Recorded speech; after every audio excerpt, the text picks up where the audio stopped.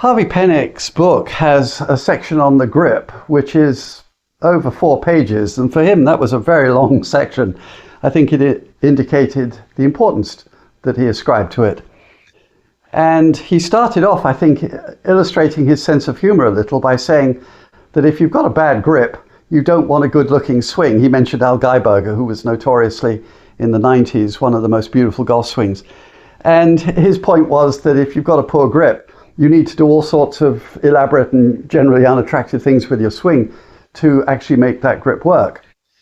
He also thought that it was an unreasonable task to think that you could take a once-a-week golfer and even change their grip, because they would hit so poorly that they would not stick with the advice.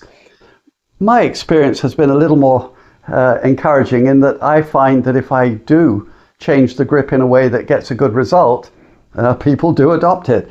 And the way I usually have people do it talks a little about the next thing that he pointed out, which is that the thumb, particularly of the left hand, would be turned to the right of the club, right top of the club, into what he described as a stronger grip.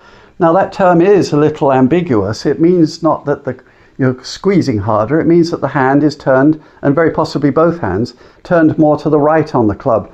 And he cited experience with the players at University of Texas, all who played in very windy conditions, finding that hands turned to the right position beneficial. It was, of course, because it was compatible with windy conditions. I grew up in windy conditions, and that's sort of how I adopted my grip.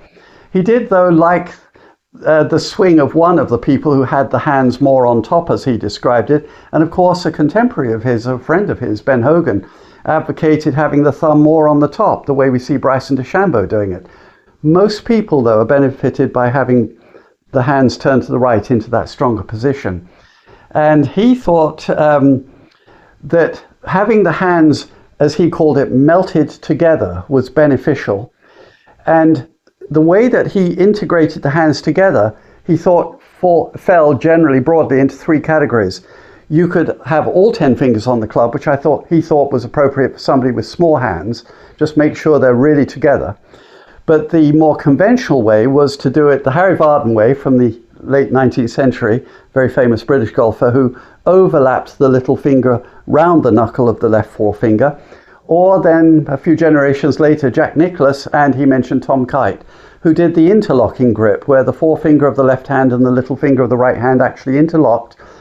The problem for me always was when I tested that I was going to dislocate this knuckle. It never felt good. But he thought that that was appropriate for people with smaller, more muscular hands.